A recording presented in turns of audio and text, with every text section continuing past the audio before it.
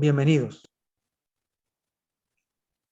El lenguaje humano lo vamos a presentar en dos secciones: preámbulo y lenguaje humano, por el amado maestro ascendido Israel Rojas Romero. Ascendido. ¿Qué es el lenguaje? La Real Academia de la Lengua define el lenguaje como la facultad del ser humano de expresarse y comunicarse con los demás a través del sonido articulado o de otros sistemas de signos.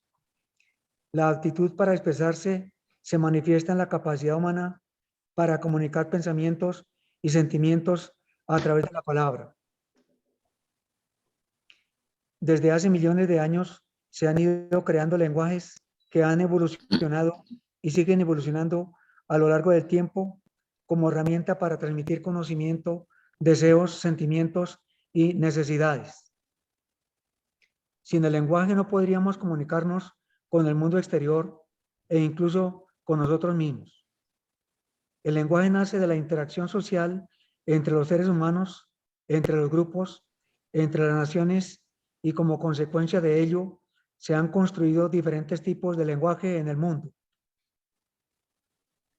Conceptos de lengua, lenguaje y habla. Lengua es el sistema de signos verbales, escritos y gestuales que se utiliza para facilitar la comunicación entre los individuos, grupos o naciones. Es de carácter social. Lenguaje es la capacidad del ser humano para expresar mediante signos verbales, escritos y gestuales sus sentimientos, pensamientos, ideas, etc. Es decir, es de carácter universal. Habla es la expresión o manifestación individual de la lengua.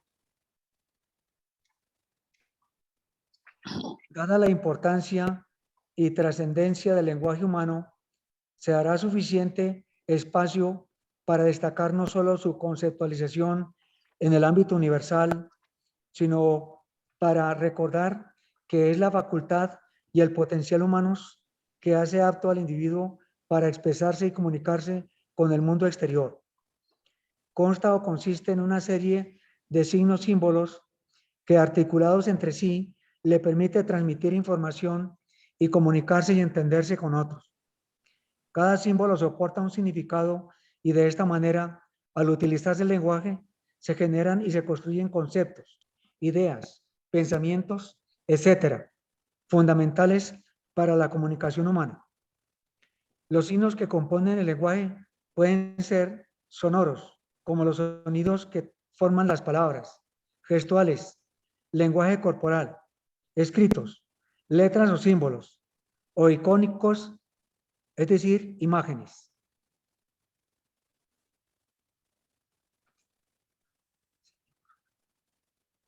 En función del tipo de signos utilizados, existen diferentes tipos de lenguajes, entre otros.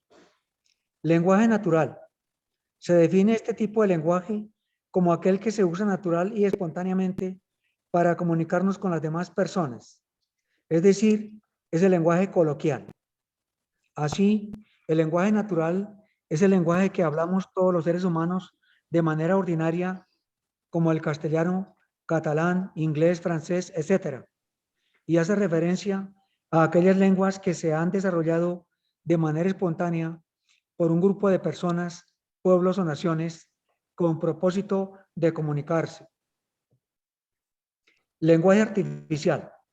Este tipo de lenguaje es específico de un tipo de contexto y tiene una serie de reglas gramaticales y morfológicas añadidas a las del lenguaje natural.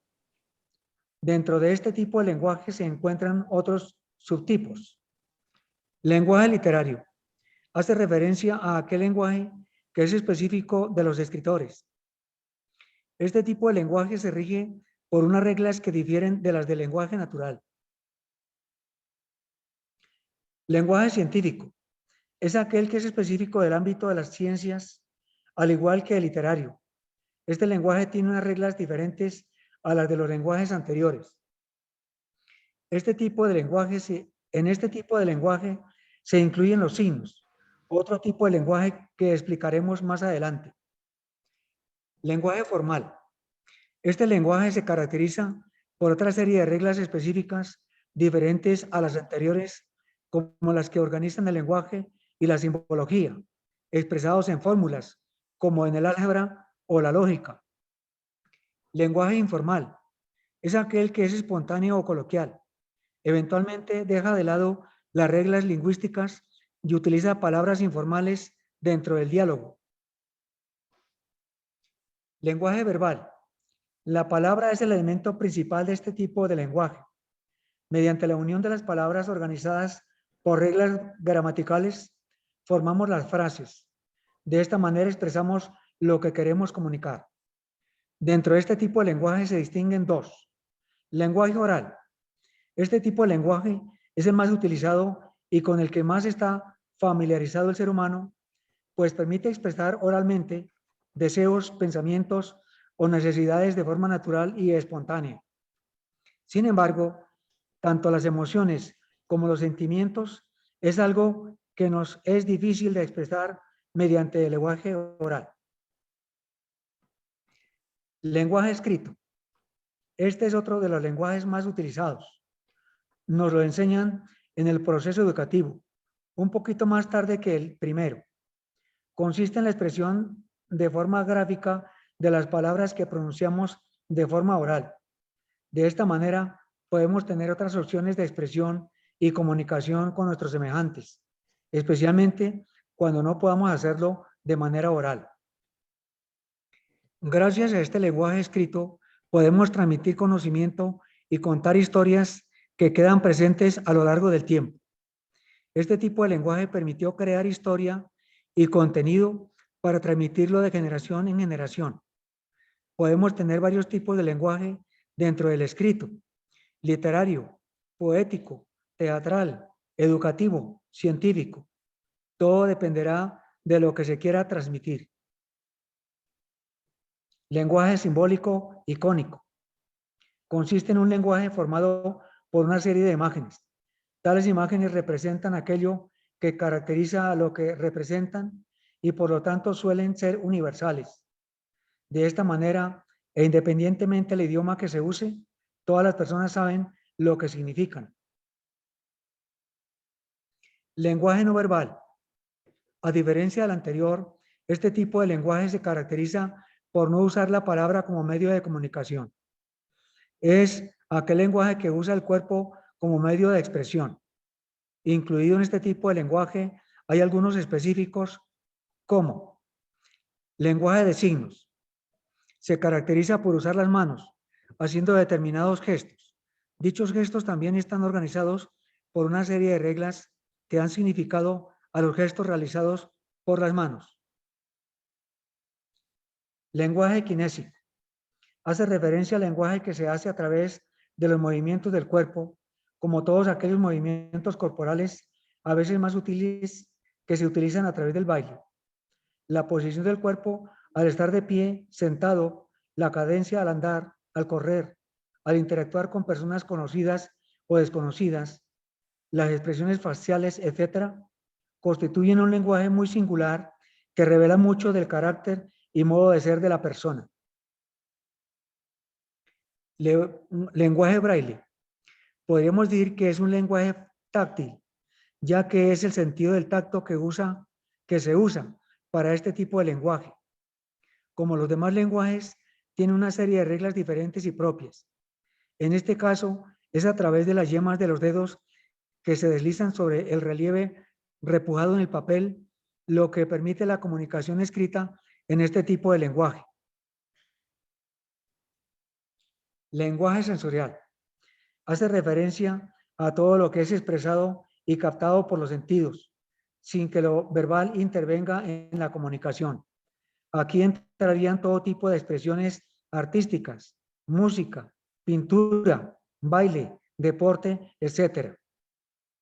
Realmente los sentidos son los que están en constante contacto con el mundo exterior y los primeros que captan toda la información que nos rodea.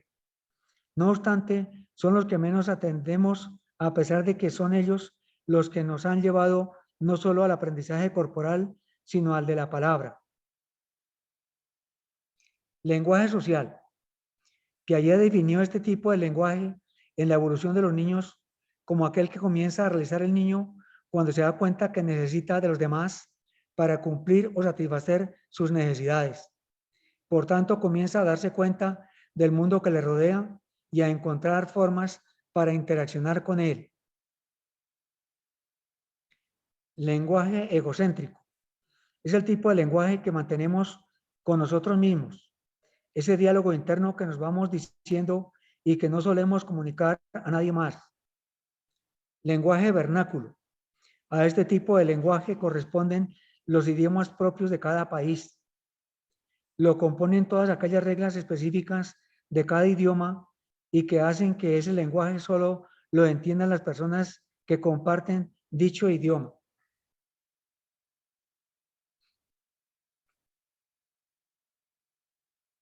La maestra Blavatsky, en el glosario teosófico, nos aporta lo siguiente acerca del lenguaje.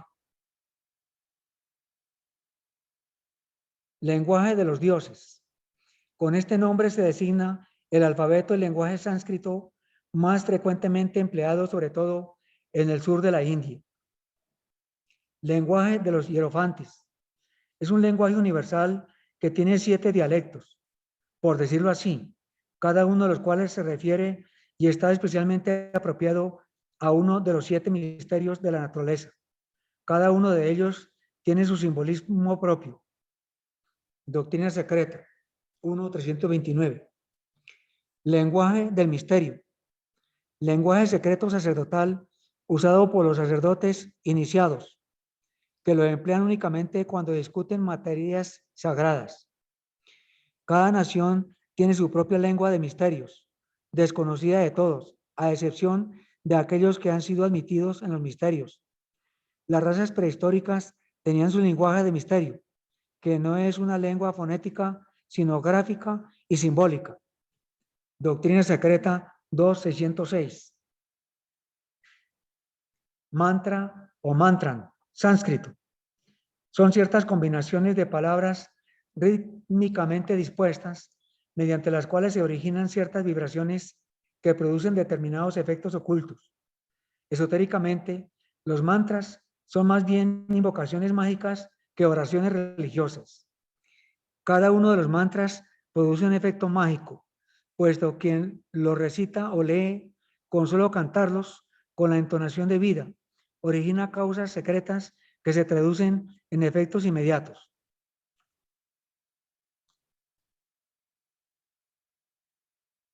El sonido es el más eficaz y poderoso agente mágico y la primera de las llaves para abrir la puerta de comunicación entre los mortales y los inmortales. Por otra parte, cada letra tiene su significado oculto y su razón de ser. Es una causa y un efecto de otra causa precedente, y la combinación de estos produce con mucha frecuencia los más mágicos efectos. Las vocales, sobre todo, contienen las potencias más ocultas y formidables. Como enseña la ciencia esotérica, cada sonido en el mundo físico despierta un sonido correspondiente en los reinos invisibles e incita a la acción a alguna fuerza o fuerzas en el lado oculto de la naturaleza. Doctrina secreta 3.451. P. Christian, citado por Madame Blavatsky, muy acertadamente dice: de acuerdo con las enseñanzas esotéricas, pronunciar una palabra es evocar un pensamiento y hacerlo presente. La potencia mágica del lenguaje humano es el principio de toda manifestación en el mundo oculto. Las cosas, para cada uno de nosotros, son lo que la palabra hace de ellas al nombrarlas. Las palabras de un hombre son benéficas o maléficas según las influencias ocultas de sus elementos, esto es, las letras que las componen y los números correlativos a las mismas. Historia de la magia, obra citada en la Doctrina Secreta, 1.121. Con el lenguaje humano se construye o destruye. En la presentación, las leyes de la vida y el karma de la humanidad, se mencionaron los 7 principios leyes que, de acuerdo con el Kybalión y las dadas por el iniciado Ragosini, rigen al hombre, a la naturaleza y al cosmos. El conocimiento y aplicación sensoconsciente de estos principios leyes o su quebrantamiento generan el karma de la humanidad, bueno o malo, y de las consecuencias de tal karma, solo el hombre y nadie más que el hombre habrá de dar cuenta en esta o en futuras reincorporaciones. ¿Cómo se genera el karma? Hay tres instancias ineludibles, inexorables, incuestionables. La verdad, que es la vida, que es lo Dios. Quien falte a la verdad, por las razones que sean, atenta contra el Padre o conciencia cósmica, el amor universal del Cristo cósmico. Quien admite sentimientos, pensamientos o imágenes de desamor, por las razones que sean, atenta contra el Cristo cósmico, que es amor universal, y las energías generativas de la vida. Quien profane o dilapide las energías sacrosantas de la vida, por las razones que sean, peca contra el Espíritu Santo. Dicen los grandes seres que el quebrantamiento de las dos primeras, la ley de consecuencia, permite su actualización sensoconsciente si se ama, se dice y se sostiene la verdad, y si se ama sincera y desinteresadamente a todas las cosas, a todos los seres y a toda la humanidad por igual. Todo ello puede ser perdonado, pero en lo que concierne al mal uso o abuso de las energías sagradas de la vida, la ley de consecuencia no concede perdón alguno. Por lo tanto, se asumirán las consecuencias inexorablemente ya en el presente o en el futuro.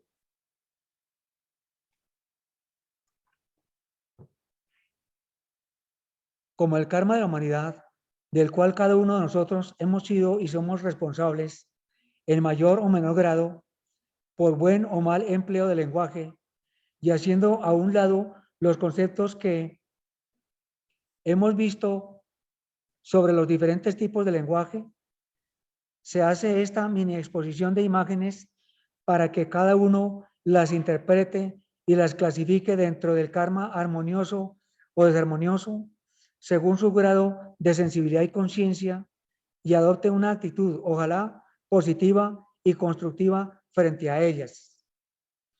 Pueden observarlas como gusten, horizontalmente o de abajo hacia arriba o diagonalmente.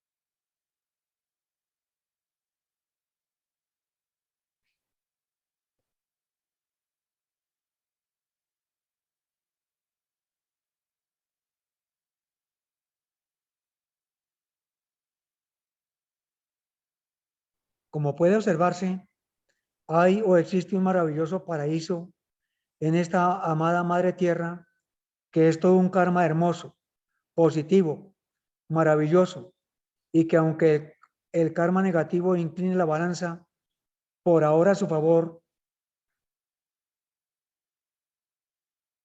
no es suficiente para opacar tanta belleza y esplendor de la manifestación de la divina vida en la naturaleza, ya en las cosas, en los seres o en los reinos dentro de los cuales se encuentra el hombre.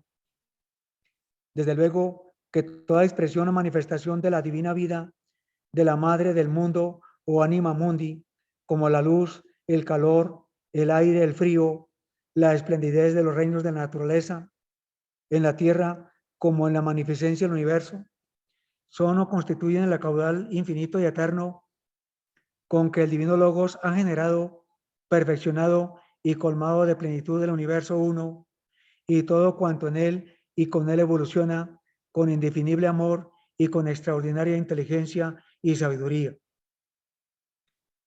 La humanidad es, ha sido y será obra divina, independientemente del estético o crítico y transitorio comportamiento individual o grupal.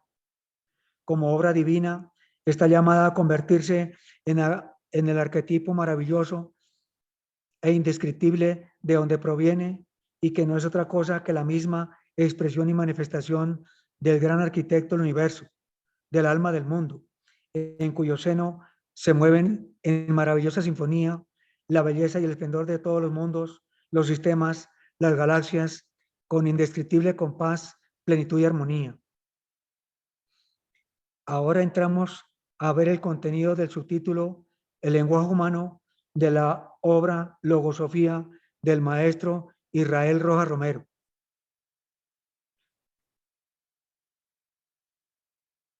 Fraternidad Rosacruz Antigua presenta Logosofía, el lenguaje humano.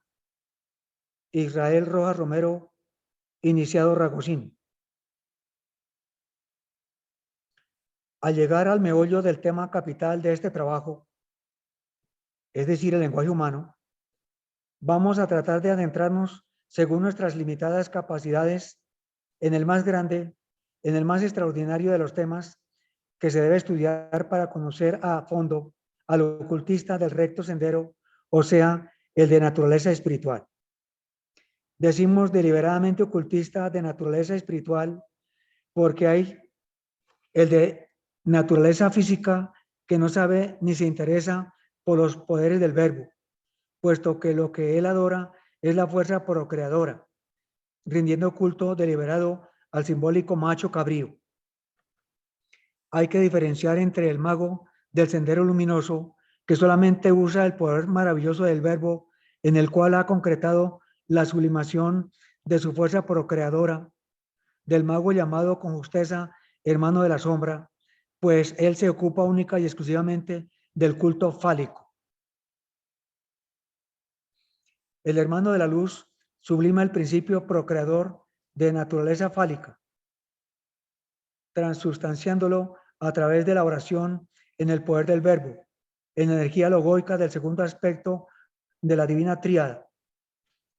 La música es el arte divino a través del cual las armonías de la naturaleza se hacen sensibles para el oído, realizando por este medio un proceso de elevación conducente al éxtasis anímico no alcanzable por ningún otro procedimiento.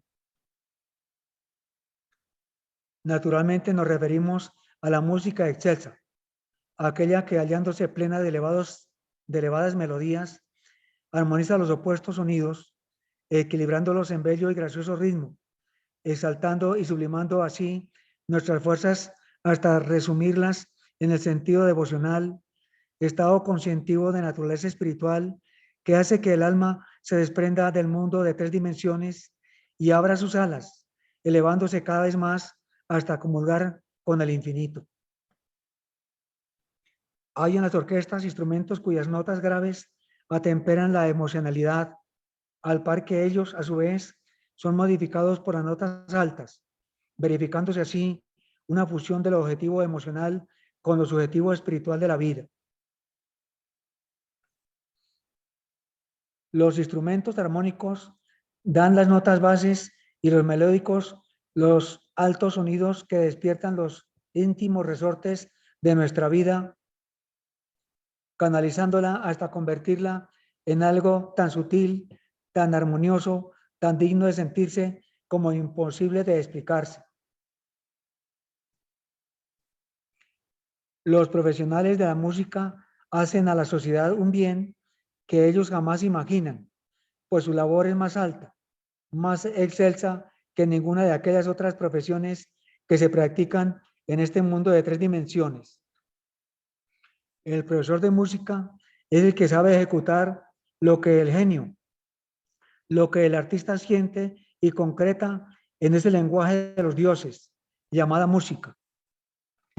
Como curiosidad, o quizá mejor, como hecho singular, hemos de notar que los signos gráficos que caracterizan el lenguaje musical son hoy por hoy los únicos de carácter universal, los que no han sido modificados por ningún pueblo, raza ni país, pareciendo indicarnos que el lenguaje de los sonidos es el lenguaje de las almas y que las almas sientan igual, con más o menos intensidad, según su espiritualidad realizada, aun cuando se expresen verbalmente en diferente idioma.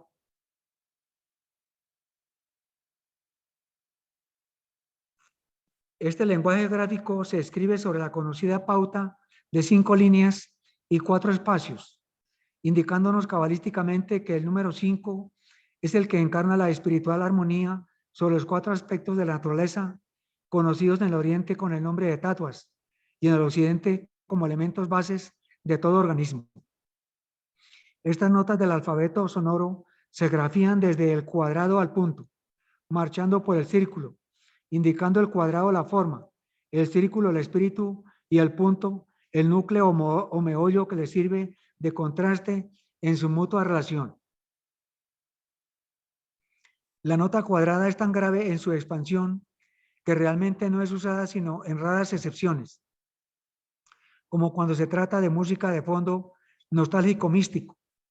Las redondas son la gravedad a la cual confluyen y en la cual se confunden los tonos movidos para dar armonía a la orquestación. Las negras marcan la precisión de los movimientos para cambiar de tono. Las corcheas mueven el ritmo, marcando los estados cambiantes del ánimo que el genio sintió en las modificaciones de su alma. Las semicorcheas son como la búsqueda del incógnito ritmo que se oculta, y la tonalidad melodiosa que, moviéndose entre lo alto y lo grave, entre lo bajo y lo sutil, establece la gradación movida u oscilante entre el espíritu y la forma. A pesar de que la música solamente dispone de 7 letras, llamadas notas, tiene la rara capacidad de expresar con ellas todas las emociones, todos los sentimientos, las nostalgias, las alegrías, los momentos de serenidad, los instantes de angustia, los de tristeza, los de satisfacción y en algunos casos hasta la locura misma es reflejada en la movilidad inquietante de las semicorcheas, de las fusas y semifusas, cuando alternan esporádicamente en supraagudas y en graves. Sin embargo, a pesar de todas las modificaciones que son posibles en el arte musical, a pesar de la delicadeza de instrumentos que dan notas de tanto vitalismo como la del violín, por ejemplo, no es posible que la música alcance a expresar todas las caracterizaciones que entona el verbo humano, de la voz del hombre convertida en expresión de sentimiento y en alternabilidad de sensaciones múltiples. La música como arte divino que es, debe ser reintegrada al puesto de dignidad que realmente le corresponde y tener preferencia en todas las fiestas sociales, en todos los conglomerados humanos, como en reuniones teatrales y fiestas de familia de todo género, exigiendo, eso sí, que ella sea de la cualidad y calidad ennoblecedora, pues muy distinto tenemos que decir de esas arritmias que equivocadamente o malsanamente son llamadas músicas, como congas, rumbas, porros y no sé cuántas vulgaridades más. Otro aspecto digno de mencionarse es el hecho de que el maquinismo ha venido a reemplazar la genialidad de los hombres para los efectos del comercio, estando esto en contra del verdadero arte, ya que el día de mañana no habrá persona o personas educadas en el arte excelso, pues no pudiendo derivar de ello siquiera su subsistencia, ¿con qué halago van a dedicar su existencia a la cultura musical si ella ha sido relegada a un lado y reemplazada por la música mecánica de los aparatos? Corresponde también a los profesores y artistas luchar por la dignidad del arte, de la verdadera música que expresa las melodías del alma, frente a esas vulgaridades antes citadas que, antes de elevar, de ennoblecer, vulgarizan, por las notas estridentes y los golpes de tambor destemplados y antimelódicos, engendran el sensualismo y despiertan la vulgaridad, animando las más bajas pasiones, las que quiebran el sentido estético. Es tan grave el resultado consecuencial de esos sonidos estridentes del jazz que los gobiernos mismos debieran intervenir, obligando a tocar un número muy alto de música noble y un porcentaje lo más bajo posible de ese tipo de ruidos destemplados o diabólicos que satisfacen a personas que vibran tan arrítmicamente, ya que a veces es inconcebible imaginar cómo pueden gozarse algunos con tales estridencias.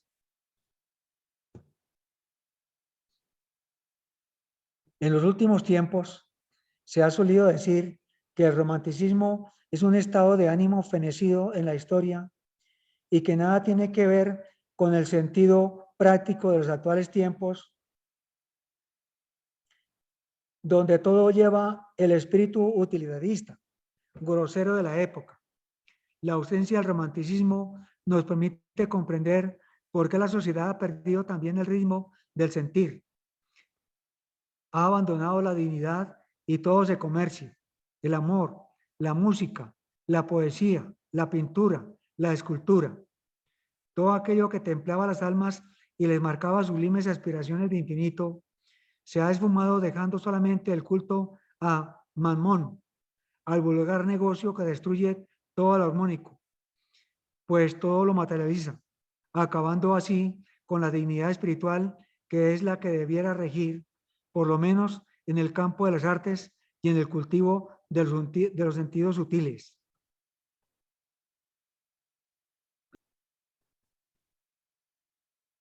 Lo anterior no lleva el espíritu de la crítica, sino del análisis sincero, concreto, mas en ningún caso apasionado de la situación que atraviesa el mundo, porque al fin de cuentas es un estado de experiencia, de tránsito en el proceso infinito de la evolución.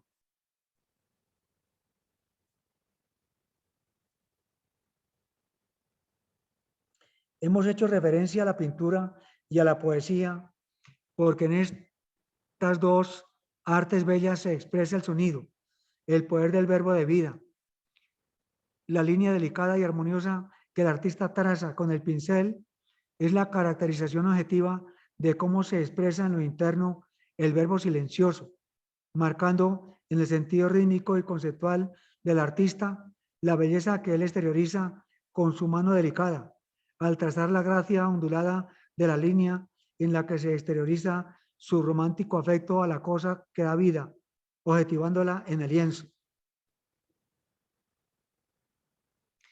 Y no es la belleza de la línea en la forma humana, en la verdad femenina, el poder verbal del ego que expresa en la gracia de la forma su sentido estético, en obediencia al concepto que en su evolución tiene la armonía de las partes, de la gracia y de la belleza del conjunto. En todos los tiempos han encarnado raros genios que saben estampar en lienzo las modulaciones sentidas en su alma, cuando el verbo no hablado ni expresado en palabras, pero sí sentido en la hondura mística, en la cámara secreta de su corazón, rima el sentido ondulante de la belleza que se expresa en la forma.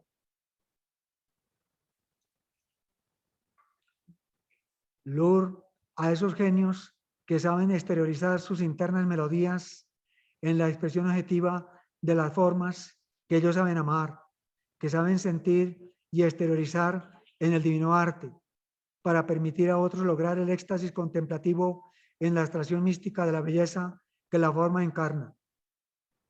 Hablando del bardo, del poeta que sabe sentir, que sabe amar y tiene la posibilidad de exteriorizar sus sentimientos místicos, fundiéndolos en frases armoniosas llenas de encanto y seducción, podemos decir que las palabras coordinadas le sirven de ánforas benditas donde el jugo espiritual de su verbo se concreta en vino de vida.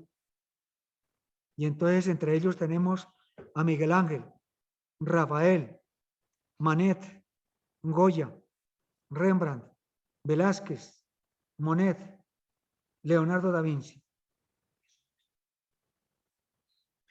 A través de las edades, el poeta ha sido siempre el mensajero espontáneo de lo espiritual, la encarnación de la forma del lenguaje, del sentido realizado en el fondo de la conciencia, expresándose a través del verbo y concretándose en la estructura armoniosa de las palabras, las que, vinculándose unas a otras, dan la tónica exacta de los ritmos melodiosos del alma que sabe cantar a la naturaleza, de las nostalgias que se exteriorizan expresando una condición del alma devota, la que no habiendo podido alcanzar la realización de sus sueños, la mística que consagró a un amante o a un amor inalcanzable que no ha podido objetivar concretando aspiraciones. El amor del hijo que sabe sentir los ritmos melodiosos de el afecto hacia la madre en la cual él ha encarnado. Las almas sensitivas que aspirando el perfume de las rosas y embriagándose en él, cantan rimando su verbo de amor, exteriorizando en palabras los éxtasis devotos de su corazón que se han realizado en el maridaje del olfato con la esencia de la forma, con la sutil emanación de la armonía de la naturaleza convertida en perfume. Todos aquellos son los mensajeros del divino verbo que se exteriorizan en el ritmo de la idea objetivada en palabras, del verbo hecho expresión concreta puesto al alcance de la inteligencia que aúna el pensamiento con el sentir. Y entre ellos tenemos a Amado Nervo, a José Asunción Silva, a Homero, a Virgilio, a Gabriela Mistral y al gran Ovidio.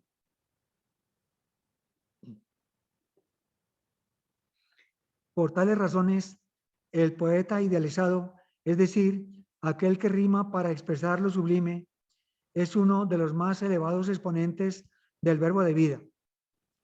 Al decir ideal, nos referimos al poeta con alma artística y con capacidad de filósofo. No tenemos aquí para nada en cuenta al hacedor de versos que suda para coordinar sus frases, que se pone pálido en lucha consigo mismo para dar la estructura que la retórica convencional le exige, que consulta y batalla para dar al verso la armonía gramatical intelectualizada, calculada, mas no redimida en el fondo de la conciencia. La redención del sentido se exterioriza en la frase del bardo puro, del poeta romántico, de aquel que sabe poner su corazón en los labios para cantar su odisea del alma, expresada en palabras armoniosas, mostrando con esto que en el verdadero genio el corazón siente y el verbo canta y habla. Oh poder mágico del verbo, oh verbo el sexo, fuerza grandiosa del universo, cuánto poder nos traes del logos increado. ¿A qué mágicos mundos nos conduces? ¿Cuántas realidades tangibles y sensibles encarnas para nosotros en tu divino sentir? Todas las cosas que han sido, todas las cosas que son y todas las que serán son melódicas expresiones de un sentido íntimo, noumenal, que es la razón única de ser de todo cuanto existe.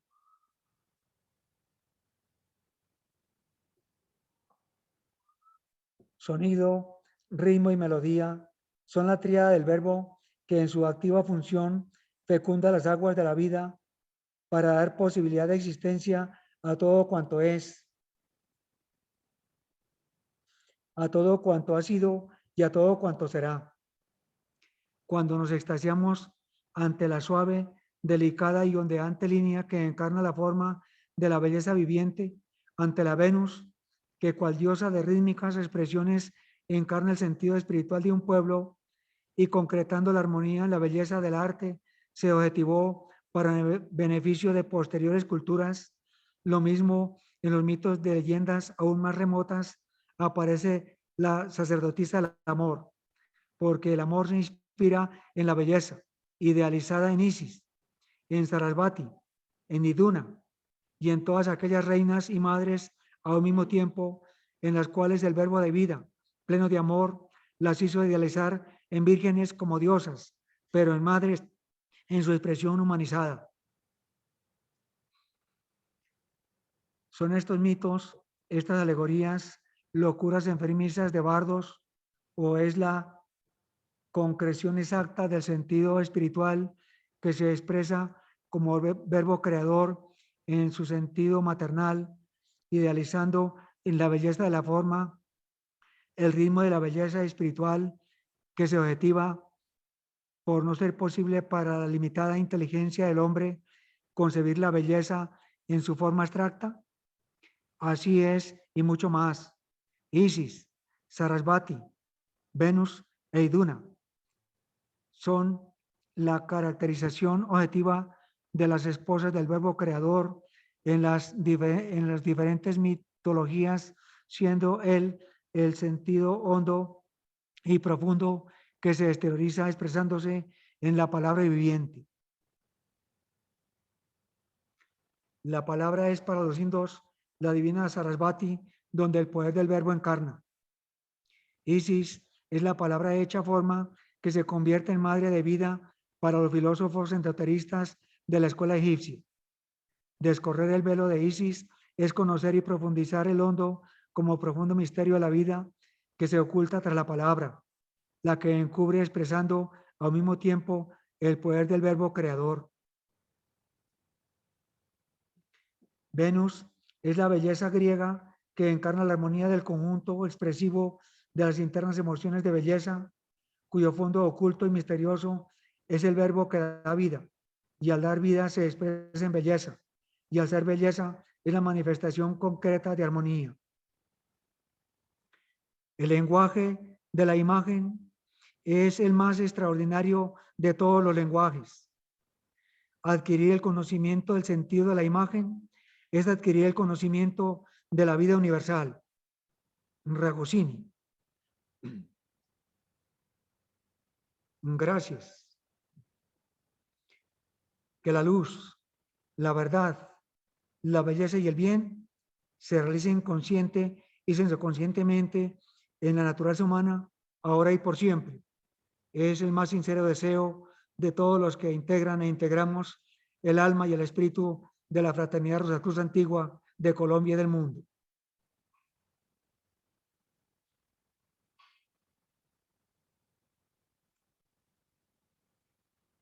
Muchas gracias.